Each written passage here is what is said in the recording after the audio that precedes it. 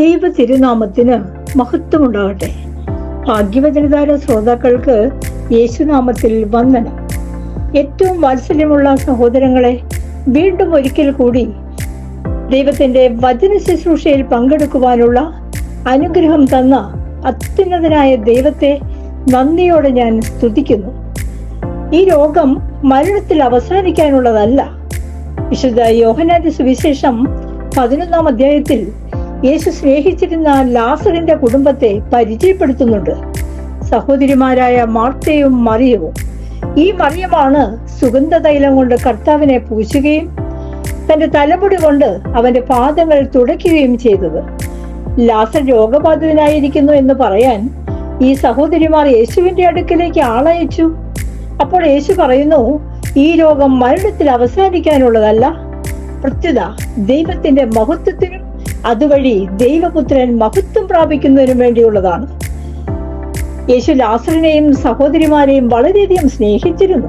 എങ്കിലും അവൻ രോഗിയായി എന്ന് കേട്ടിട്ടും യേശു താൻ താമസിച്ചിരുന്ന സ്ഥലത്ത് തന്നെ 2 ദിവസം കൂടി ചിലവഴിച്ചു.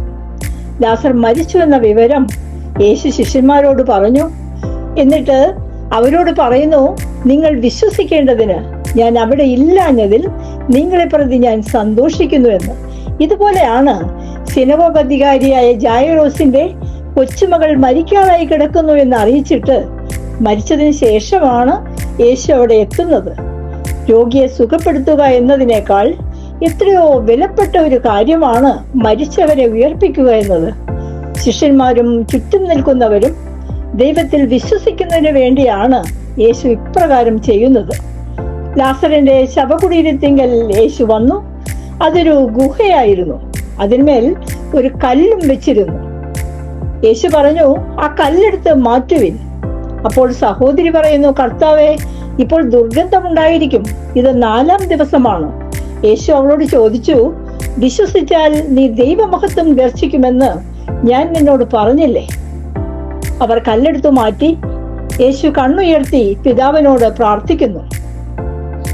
അതിനുശേഷം അവൻ ഉച്ചത്തിൽ പറഞ്ഞു, ലാസറെ, പുറത്തു വരിക. അപ്പോൾ മരിച്ചവൻ പുറത്തു വന്നു. യേശു പറയുന്നു, അവന്റെ കെട്ടുകൾ അഴിക്കുവിൻ, അവൻ പോകട്ടെ. വീണ്ടും എസെക്കിയേൽ പ്രവാചകന്റെ പുസ്തകം 37-ൽ അസ്ഥികൾ കൊണ്ട് നിറഞ്ഞ ഒരു താഴ്വര, ഉണങ്ങി വരേണ്ട വളരെയേറെ അസ്ഥികൾ അവിടെ ഉണ്ടായിരുന്നു. ദൈവമായ കർത്താവ് ഈ അസ്ഥികളോട് അരുളി ചെയ്യുന്നു, ഇതാ ഞാൻ നിങ്ങളിൽ പ്രാണൻ നിവേശിപ്പിക്കും, നിങ്ങൾ ജീവിക്കും. ഞാൻ നിങ്ങളുടെ മേൽ ഞരമ്പുകൾ വെച്ച് പിടിപ്പിക്കുകയും മാംസം വളർത്തുകയും ചർമ്മം പൊതിയുകയും നിങ്ങളിൽ പ്രാണൻ നിവേശിപ്പിക്കുകയും ചെയ്യും. നിങ്ങൾ ജീവൻ പ്രാപിക്കും. അപ്പോൾ അതാ ഒരു ശബ്ദം, ഒരു കിരുകിര ശബ്ദം. വേർപെട്ടുപോയ അസ്ഥികൾ തമ്മിൽ ചേരുന്നു. ഞരമ്പും മാംസവും അവയുടെ മേൽ വന്നിരുന്നു. ചർമ്മം അവയെ പൊതിഞ്ഞിരുന്നു. എന്നാൽ അവർക്ക് പ്രാണനുണ്ടായിരുന്നില്ല. കർത്താവ് കൽപ്പിച്ചപ്പോൾ ജീവശ്വാസം അവരിൽ പ്രവേശിച്ചു. അവർ ജീവൻ പ്രാപിച്ചു. വളരെ വലിയ ഒരു സൈന്യം പോലെ അവർ എഴുന്നേറ്റ് നിന്നു. ഈ അസ്ഥികൾ ഇസ്രായേൽ ഭവനം മുഴുവനുമാണെന്നാണ് കർത്താവ് പറയുന്നത്. പ്രിയ സഹോദരങ്ങളെ, വെറും ഉണങ്ങി വരേണ്ട അസ്ഥിക്കൊമ്പാരത്തെ മജ്ജയും മാംസവും തന്റെ ജീവശ്വാസവും നൽകി ഒരു വലിയ സൈന്യം പോലെ എഴുന്നേൽപ്പിച്ചു നിർത്താൻ കഴിവുള്ള അത്യുന്നതനും മഹത്വപൂർണനുമാണ് നമ്മുടെ ദൈവം. മരണം കൊണ്ട് അവസാനിക്കാനുള്ളതല്ല ഈ ലോക ജീവിതമെന്നും ഈ ലോക ജീവിതത്തിന്റെ അപ്പുറത്തേക്ക് നീളുന്ന ഒരു ജീവിതത്തിന്റെ അവകാശികളാണ് നമ്മൾ ഓരോരുത്തരുമെന്നുമുള്ള വലിയ പ്രത്യാശയും ബോധ്യവുമാണ് ഈ ലോക ജീവിതത്തിന് അർത്ഥവും ഊർജ്ജസ്വലതയും നൽകുന്നത്.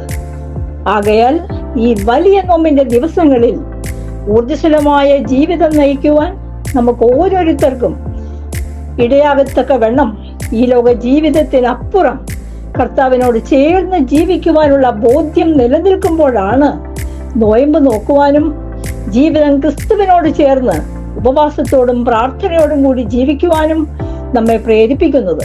അങ്ങനെ ഈ നോമ്പിന് പുതിയ ഒരു അർത്ഥമുണ്ടാകട്ടെ എന്നുള്ള പ്രാർത്ഥനയോടുകൂടി ഞാൻ എൻ്റെ വാക്കുകൾ നിർത്തുന്നു. ദൈവം നമ്മളെല്ലാവരെയും അനുഗ്രഹിക്കട്ടെ.